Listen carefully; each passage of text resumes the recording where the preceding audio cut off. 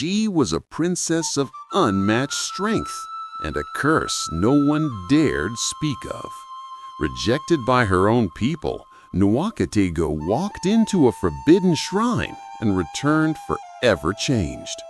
Now, the fate of her kingdom hangs on one choice: keep her power and face a darkness that could destroy everything, or give it away and lose her soul. Which will she choose? The trial of the heart begins. Sit back, relax, for this is not just a story. This'll be an unforgettable journey.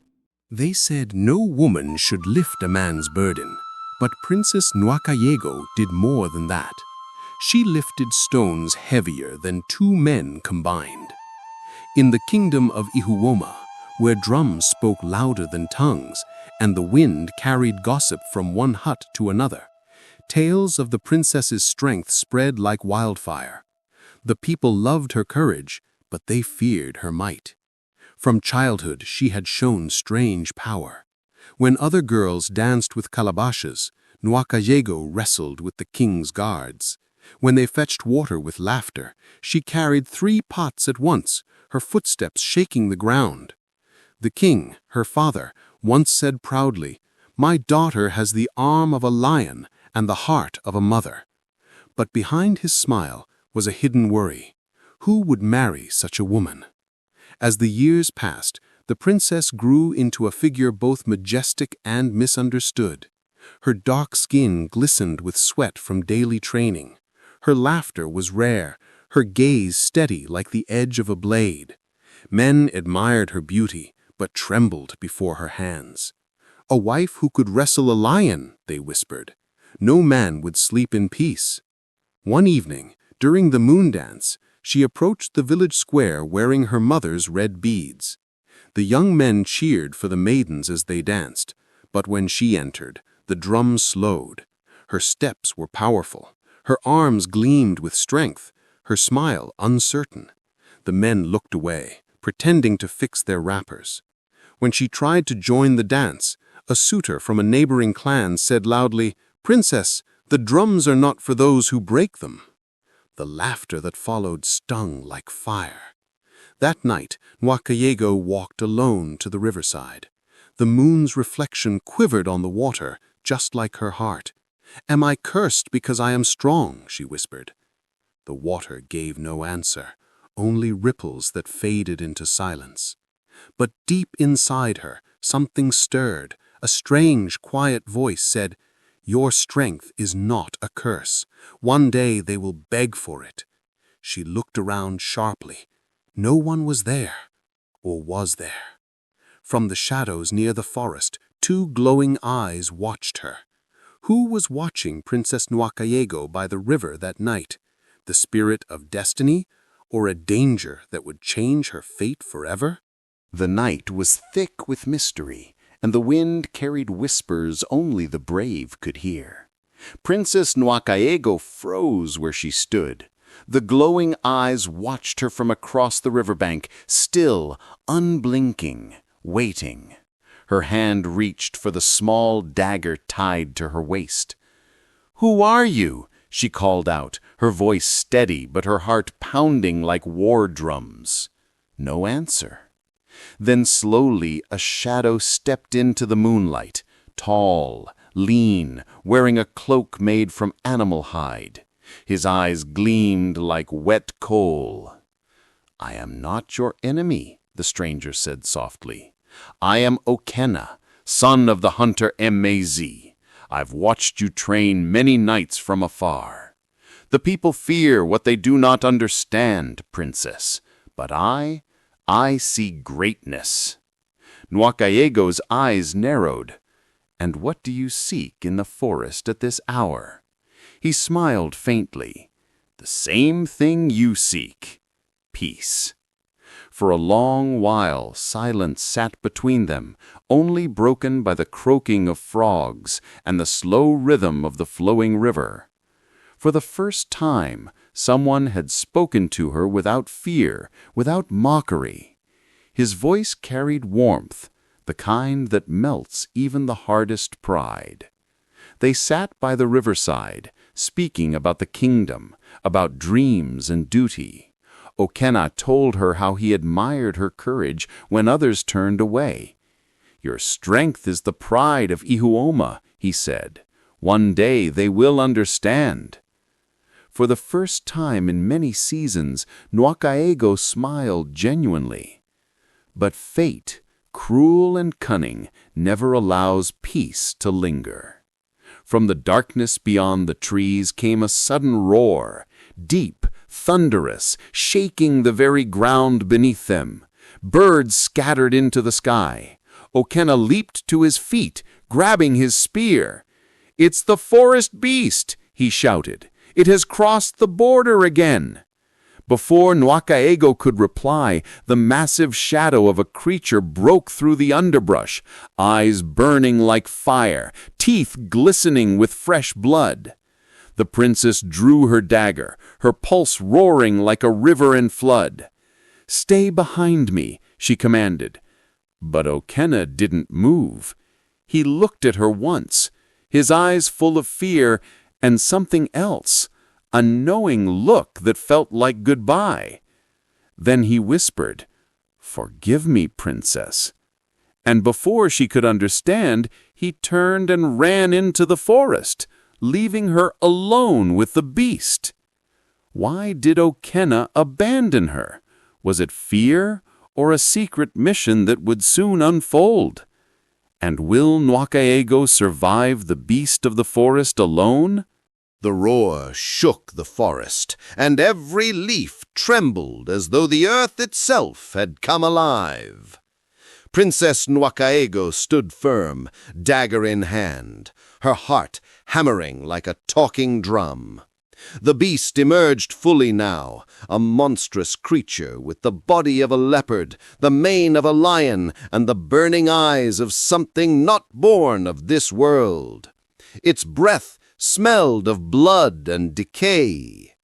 For a heartbeat, both stared at each other, predator and protector.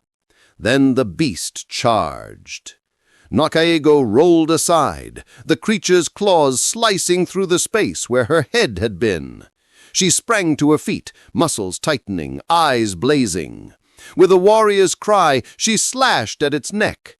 The dagger struck true, but instead of blood, thick smoke poured out, and the beast howled like 1,000 dying men. She stumbled back, fear clawing her chest. "What manner of spirit are you?" she gasped. The beast's voice rumbled like thunder. "I am the curse your kingdom forgot. The strength you bear belongs to me." Before she could move, the creature struck her with its tail, sending her crashing into the riverbank. Pain seared her back, but she forced herself up. The voice echoed again, this time inside her head. "You cannot destroy what you are part of." The world blurred. Darkness began to close in. When she woke, it was morning. The beast was gone, the river calm again. Her body ached, but she was alive. She staggered to her feet, eyes darting around. "Okena!" she shouted. "Okena, where are you?" Only silence answered. The young hunter had vanished like smoke. Back in the village, word spread quickly. The princess had been attacked. Her father, the king, sent men to search for the beast and for Okena. When they found the hunter's footprints leading away from the scene, whispers began to rise. "Maybe he lured her there," one guard said. "Maybe the beast was his doing," another muttered. By sunset, the gossip had turned to accusation. The king summoned Nwakaego to the palace. His face was heavy with sorrow. "My daughter," he said quietly, "they believe Okena betrayed you." Nwakaego's heart twisted in pain. "No, father, he would never—" But before she could finish, a royal guard rushed in, panting. "My king, we found him!" The hall fell silent. The guard's voice trembled as he spoke again. "Okena is dead." Was Okenna's death punishment for betrayal or a sacrifice born of love? And what secret did his death awaken in the heart of the warrior princess? The drums of sorrow beat slowly that morning in Ihuoma. Okenna's body lay on a bamboo mat in the palace courtyard, his eyes closed, his face strangely peaceful, as though he were only sleeping after a long hunt. Princess Nwakaego stood over him, her fists trembling. Around her, villagers whispered like the wind. He betrayed her to the beast. No, he saved her life. Then why was he found near the forbidden forest? The king watched his daughter with tired eyes. "The council will decide his burial," he said softly. "But the truth of his death lies in the forest." Nwakaego knelt beside the body, her tears falling like the first drops of rain. "You said you saw greatness in me. Why did you run? Why did you leave me to fight alone?" As her fingers brushed his hand, something cold and hard slipped from his palm. A small wooden charm carved with strange symbols. She lifted it, heart pounding. It was shaped like a lion's head, but its eyes were filled with ash. She turned to the palace priest, an old man named Udemba. "What is this?" The priest's eyes widened. He took a step back. "That, my princess, is not a hunter's charm. It belongs to the spirit keepers, the guardians of the forbidden shrine." The crowd gasped. The king frowned deeply. "You mean the shrine of Ojukwu, the god of strength?" Udemba nodded slowly. "Yes, my king. Legend says whoever bears that charm is chosen by Ojukwu to carry his power or his curse." The words struck Nwakaego like thunder. Chosen by Ojukwu? Could that be the reason for her strange strength since childhood? That night, she could not sleep. The moon hung above like a silent witness as she sat beside Okenna's grave. Her fingers traced the lion head charm, her mind full of questions. Then a cold wind brushed her cheek. The fire beside her flickered. A faint voice whispered through the darkness. "Do not mourn me, Nwakaego." Her eyes flew open. The charm glowed faintly in her hand. "Okenna?" she breathed. The wind rustled the grass again, forming words. "Find the shrine, or the curse will consume the kingdom." And as suddenly as it came, the voice faded, leaving her trembling beneath the moonlight, holding the charm that now pulsed like a living heart. What truth hides within the forbidden shrine of Ojukwu? And will Nwakaego's search for answers uncover her destiny or awaken something far darker? The morning broke with heavy clouds over Ihuoma, as if the sky itself carried grief for the fallen hunter. Princess Nwakaego did not greet the day with laughter. Her thoughts clung to Okenna's last words, "Find the shrine, or the curse will consume the kingdom."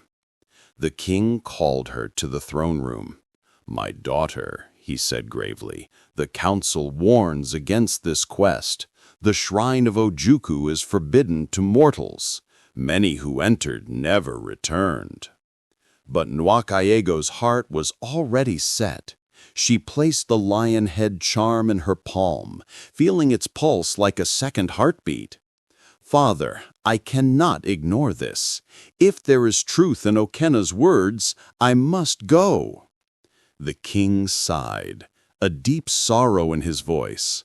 "Then you go as a princess, but return as a warrior who has faced her fate. I will send my guards." She shook her head. "I must go alone." By sunset, Nwakaego slipped through the palace gates with only her dagger, a small satchel of provisions, and the charm tied to her waist. The path led her into the forbidden forest, a place where trees grew so close their leaves stitched the sky together. Every step seemed to pull her deeper into a living shadow. The air grew heavy. Strange whispers curled through the branches. Shadows moved with unnatural grace, and unseen eyes watched her passage. Her muscles tensed. Her breath came fast, but her heart was steadier than ever. She remembered Okena's last look, that mixture of fear and knowing. Was he warning her of the shrine, or protecting her from something worse? Hours passed. She crossed rivers that sang in strange tongues. She climbed hills steep as God's shoulders, until at last she came upon a clearing bathed in silver light.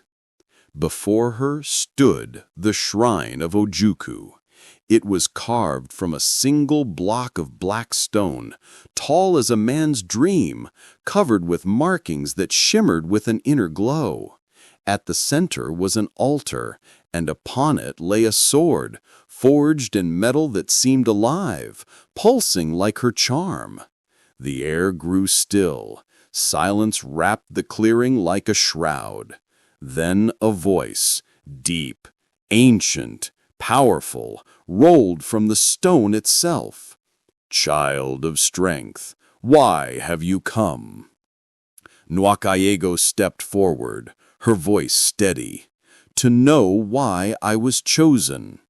The shrine trembled, the sword's glow flared, and from within the darkness of the stone, a shadow moved, a figure taller than the tallest man, with eyes like burning coal.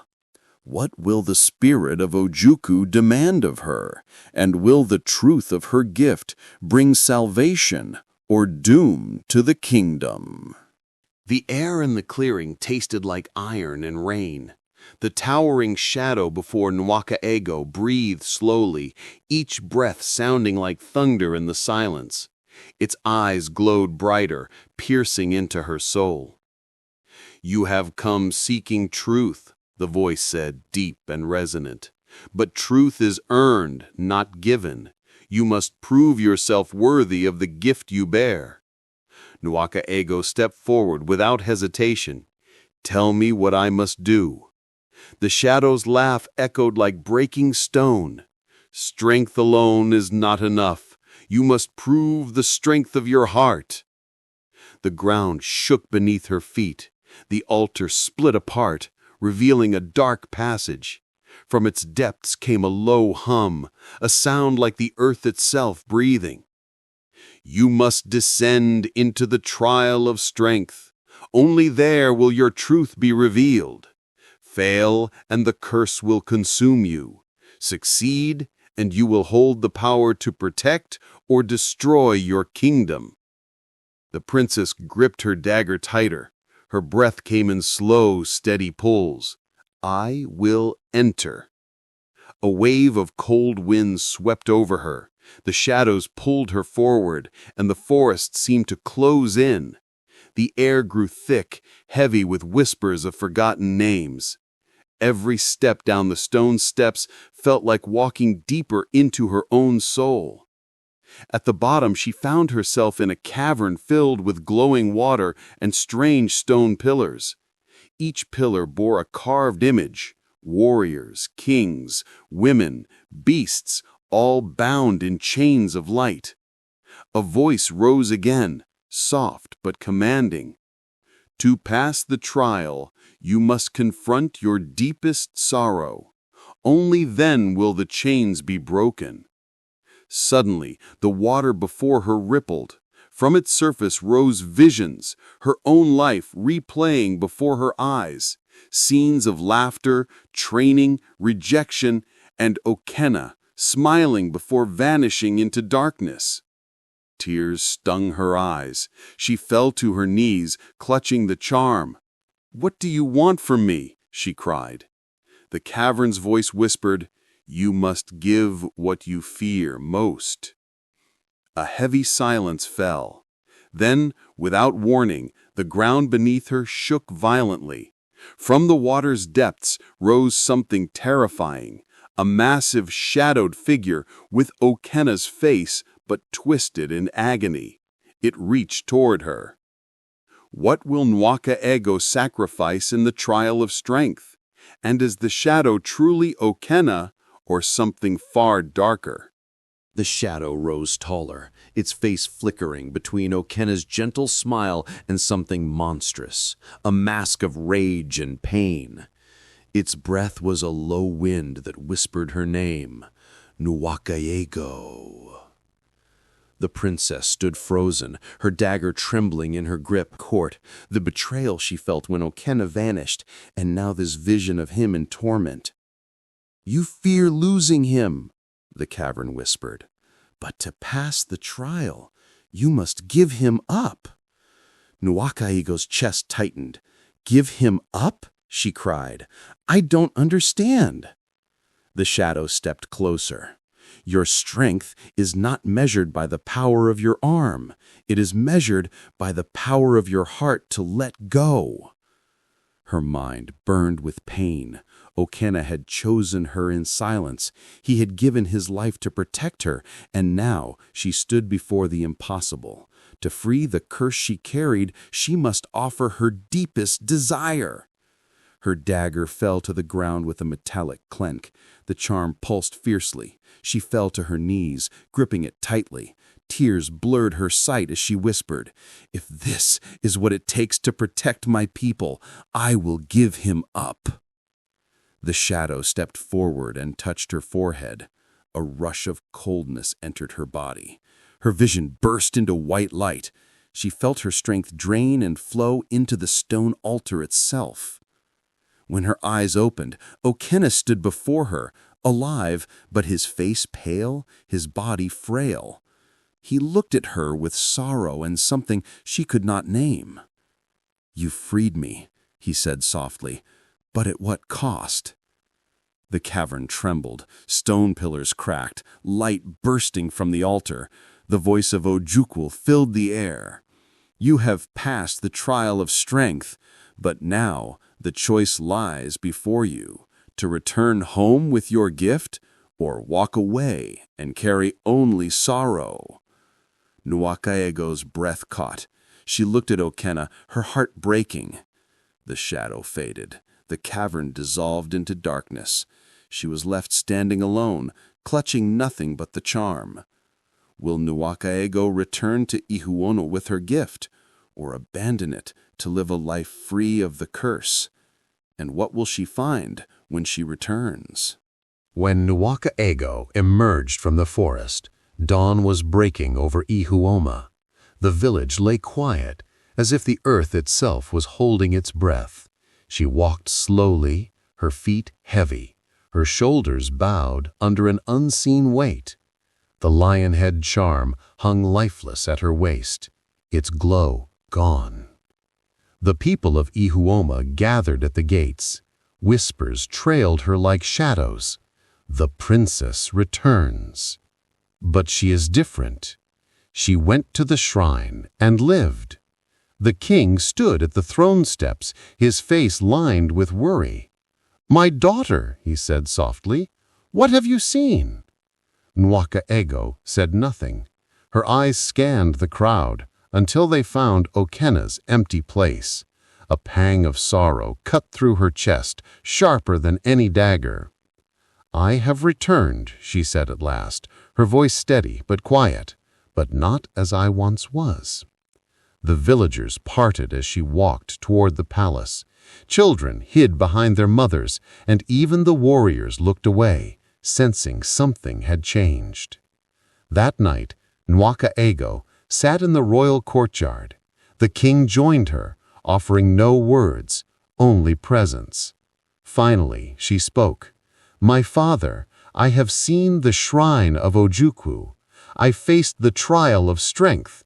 I gave up what I loved most." The king's eyes softened. "And the gift?" She touched the charm. "It is gone, but the trial gave me something more. Understanding. Strength without humility is a curse. Humility without strength is weakness." The king nodded, though his face showed unease. "And Okenna?" Her fingers tightened around the charm. "He is gone, but his sacrifice has given me a choice." That choice weighed on her. She was no longer the laughing child of the village square. She was a woman who had stared into the heart of the unknown and returned bearing sorrow. Days passed.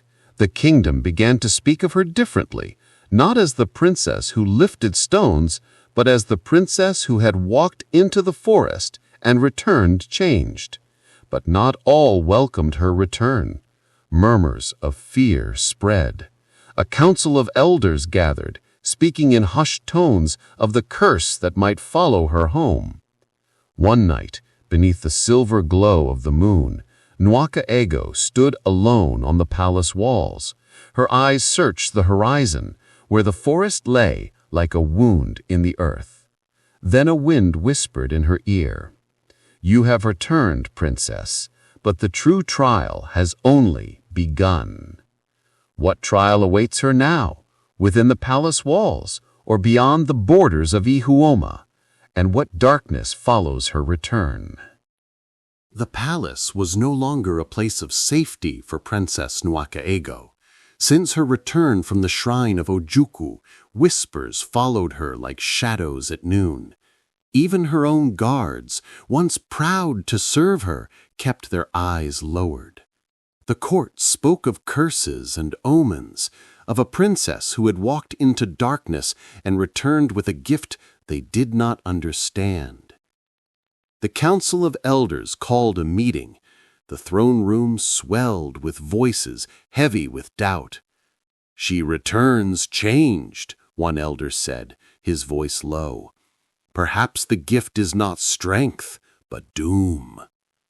"Perhaps her trial is unfinished," another said. "Perhaps she brings the curse with her." The king listened in silence. Finally he spoke. "Nwakaego, you have walked a path no woman of Ihuoma has ever dared. Tell us, what came from the shrine?" The princess rose, her shadow stretching across the marble floor. "I went to face a trial of strength. I gave up what I loved most to save this kingdom. But there is a trial still before me, a trial within. My gift is not mine alone." A ripple of unease passed through the hall. The elders exchanged worried glances. That night, Nwakaego could not sleep. She walked the palace gardens beneath a sky full of stars, each one like an eye watching her. Her hand brushed the lion head charm at her waist. Though it no longer glowed, its presence still weighed upon her. A voice, low and haunting, came to her from the shadows. "They fear what you carry, princess." She spun around. No one was there, only the wind. The next morning, the palace awoke to unrest. News came that a neighboring kingdom, Nikiru, was gathering warriors along the border. Their scouts claimed a great force moved toward Ihuoma. The council convened again, and suspicion grew. "The princess's trial has not ended," one elder warned. "Whatever she brought back has awakened something in the land."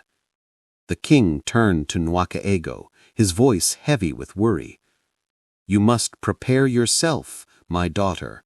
Strength alone will not save us. The trial within will demand more." That night, as Nwakaego trained alone under the moon, she heard a voice, the same voice that once whispered at the shrine. "You are ready, princess, but only if you face yourself." The wind grew colder. Her breath came sharp and quick. In the silence of the night, a shadow passed over the walls of the palace, a shadow that was not her own. What is the trial within that the voice speaks of? And what is the meaning of the shadow that follows her? Nights in the palace had grown strange. When the moon rose, Nuwaka-Ego felt it before she saw it, a chill in the air, the weight of unseen eyes. And always there was the shadow. It followed her in silence, shifting like smoke, never revealing its form, never speaking. The council's words haunted her. The trial within will demand more. But what did they mean? Strength of the body? Strength of the heart? Or something darker? One night, she stood on the highest palace wall, staring into the valley below. The air shimmered strangely, and the shadow appeared again, taller, heavier, pressing toward her like a storm. "Why do you follow me?" she asked aloud, her voice trembling despite her strength. The wind answered her, and voice echoed, deep, ancient, and strangely familiar. "Because you have yet to see yourself, princess." Her breath froze. She knew that voice. It was Okena's, but not his voice entirely. It carried something older, something beyond life. The shadow moved closer, its edges blurred, and for a moment she swore she saw her own face inside it, a face of strength, sorrow, and pain. That night, Nuwaka-Ego could not sleep. She wandered into the palace courtyard and began training, swinging her blade under the moonlight. But each strike was followed by a whisper. "Your strength is not enough. Face yourself, princess." Days later, the council declared war. Scouts confirmed an army gathering beyond the borders. The king called a meeting. "Princess," he said gravely, "the time has come. You must lead the warriors of Ihuoma into battle. If the trial within is real, it will be tested in the blood of war." Nuwaka-Ego nodded, but her mind was troubled. The shadow had not left her. It waited, watching, always watching. The next morning, before the sun rose, she walked alone to the edge of the forest. The lion-head charm pulsed faintly against her skin. The air was still. Then the voice returned, softer but certain. "You must enter the shadow's trial. Only then will you know who you truly are." Nuwaka-Ego stepped forward. The forest swallowed her whole, and behind her, the palace gates creaked closed. What is the shadow's trial, and what will Nuwaka-Ego discover about herself in its darkness? The forest was darker than the deepest night. Nuwaka-Ego stepped forward, each footfall muffled by soft moss. The air smelled of rain and smoke, of earth and something older, something alive. Around her, the trees bent as though whispering secrets she could not hear. The lion-head charm pulsed faintly against her skin. She could feel its heartbeat, a quiet thrum, matching her own. The shadow followed her, a constant presence at the edge of her vision, silent and patient. After hours, she came to a clearing lit by silver light. At its center stood a great pool. Its surface was still like polished glass. The shadow moved before her and stepped into the pool. Nuwaka-Ego's breath caught. The water rippled, and her own reflection shimmered, but it was not her alone. There she was, the princess of Ihuoma, but different. Her face was older, scarred, her eyes filled with pain. Behind her stood warriors she had never met, faces twisted in sorrow. Behind them rose the shadow, now solid, towering, a mirror of herself. The reflection spoke, "I am your truth, princess. The strength you carry is both your gift and your prison. To walk away is cowardice. To embrace it is sacrifice." Nuwaka-Ego stepped closer. "What do you want me to do?" she whispered. The shadow reached into the water, and the surface broke with a sound like breaking stone. From beneath rose visions, her childhood, her laughter, Okena's smile, the roar of the beast, the whisper of the shrine. and finally, her own heart trembling and torn. "You must choose," the shadow said, "to keep your strength and lead your people into war, or give it away and live as a mortal, loved but forgotten." The air thickened. Her chest ached. She thought of the kingdom, of Okenna, of her father's face when she left. She thought of all she had lost. The shadow leaned closer, its voice softer now. "The trial is not about strength alone. It is about the courage to let go." Nuaksto fell to her knees beside the pool. Her fingers pressed against the charm. The water began to glow. From the darkness, a voice whispered, Okenna's voice. "Choose wisely, princess, for sorrow will follow whichever path you take." The shadow reached for her, and she took a breath that echoed like thunder. Which choice will the warrior princess make? To embrace her strength or let it go forever? And what sorrow will follow her decision? The air in the clearing shimmered. Nwakaego knelt beside the glowing pool, her fingers trembling on the lion head charm. Around her, silence spoke louder than war drums. The shadow loomed above her, patient, waiting for her choice. "Strength," it said softly, "is a gift few can bear. To claim it forever is to carry both glory and grief." Her mind raced. She thought of the king, of her people, of the laughter she once knew before ridicule replaced it. She thought of Okenna, of his sacrifice, and the words he had whispered before his death. The choice before her was heavier than stone, to keep her gift and lead her kingdom into war, feared and honored, or to give it away and live quietly, as a mortal, but forever forgetting the power that had defined her life. Her chest ached. Tears blurred her vision. "What if my people suffer without me?" she whispered to the shadow. "You will suffer too," it replied. "Strength without peace is a curse." Nwakaego's fingers clenched around the charm. She felt its warmth pulsing like a heartbeat, drawing her toward one choice. The pool's light grew stronger, reflecting her face, no longer a princess alone, but a woman marked by war, love, and sorrow. She rose to her feet. Her voice rang out clear and steady. "I choose to give it away." The shadow moved closer, and the charm glowed brightly.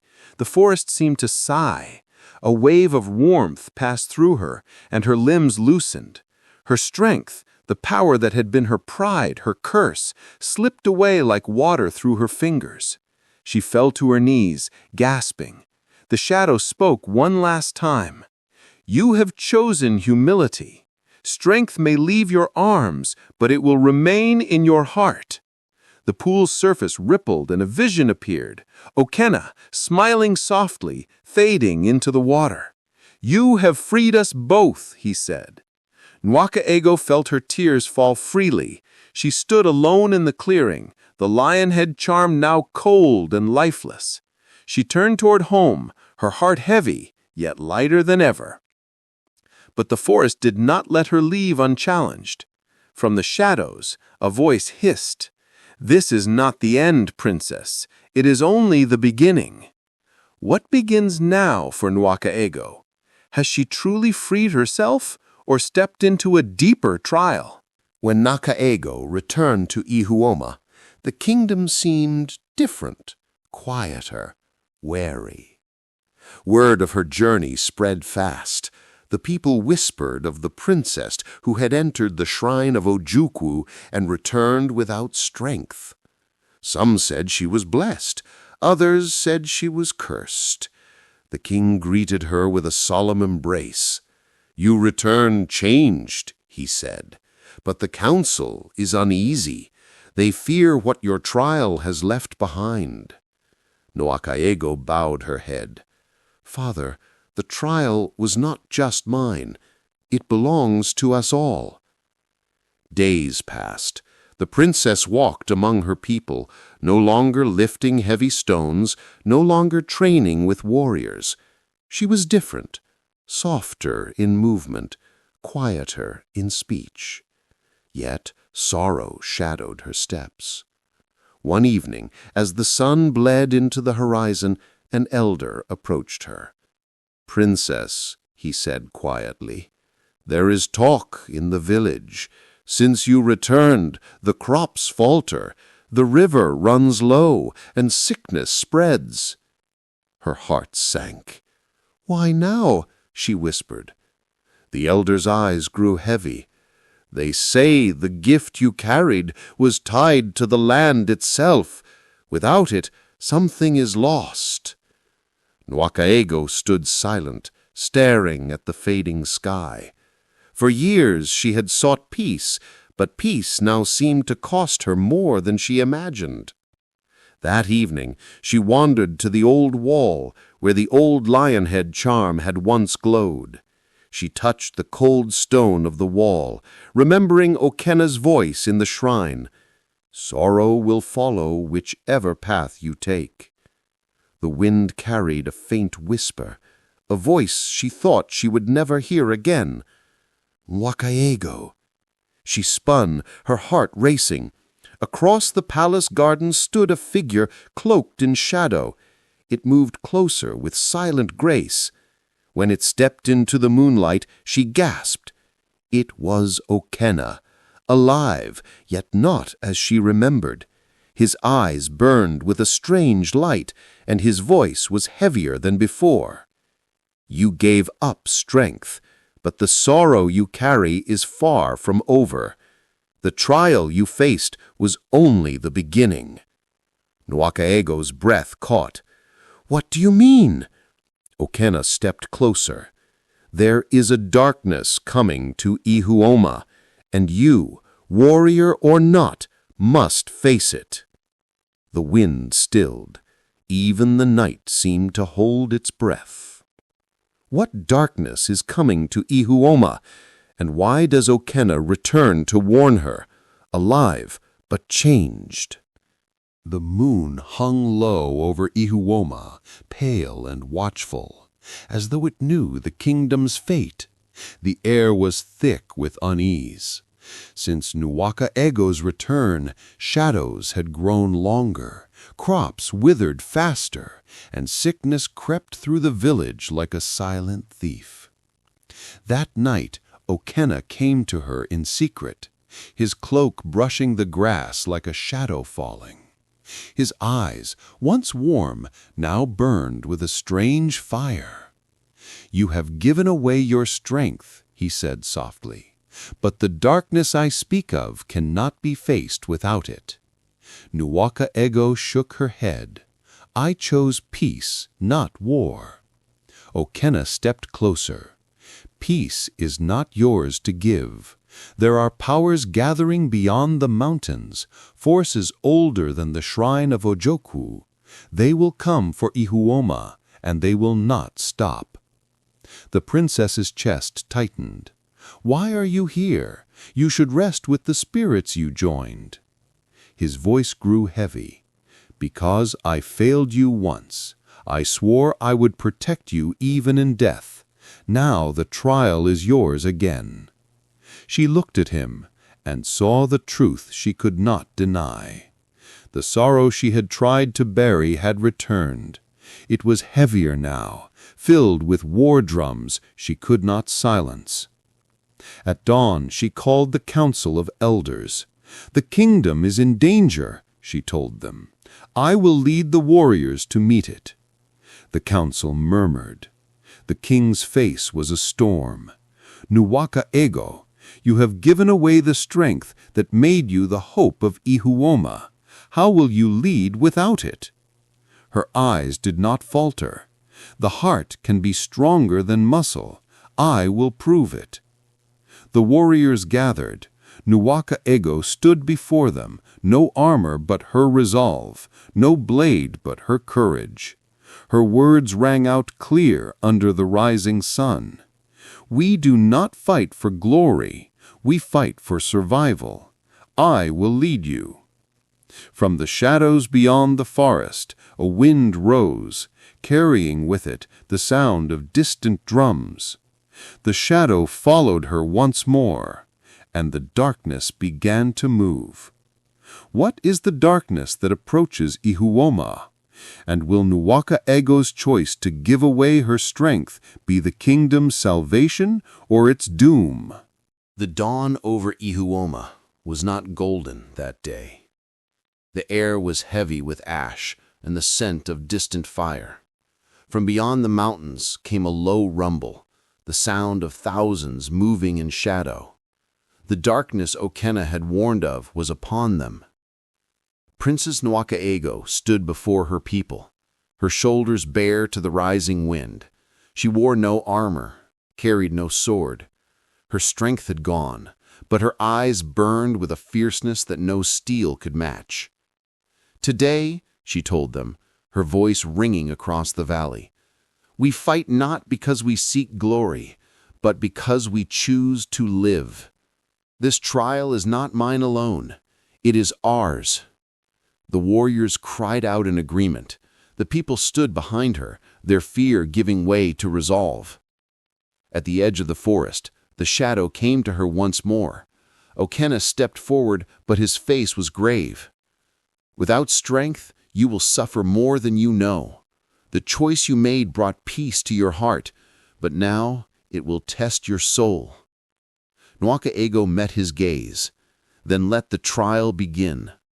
From the darkness beyond came a tide of figures, not men, not beasts, but something twisted between both. Their eyes glowed with cold fire. The ground trembled under their step. The people faltered. Fear gripped the air. Nwaka Ego stepped forward. She raised her hands not in fight, but in prayer. "Hear me, Ojukwu, not for strength, but for courage." The lion-head charm at her waist pulsed one last time. A warmth spread through her body, not power, but peace. The shadow at her side vanished, and Okena's voice came softly, carried by the wind. "You have chosen well, princess." A roar rose from the heart of the darkness, but so did another sound. The people of Ihuoma cried out in unison, stepping forward. Together they faced the tide. Steel clashed.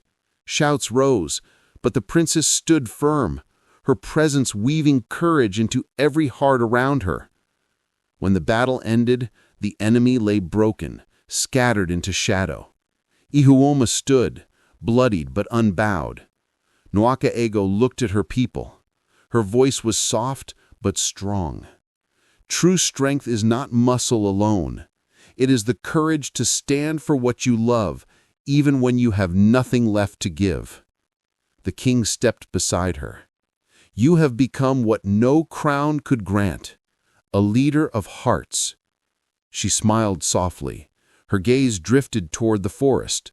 Somewhere, beyond the trees, the wind carried a voice, gentle, certain, and gone. Nwaka Ego, warrior of the heart. And the kingdom of Ihuoma was never the same again. Thanks for watching. Please do like, comment, and subscribe to this channel. Also, turn on post notification to get more exciting stories from us.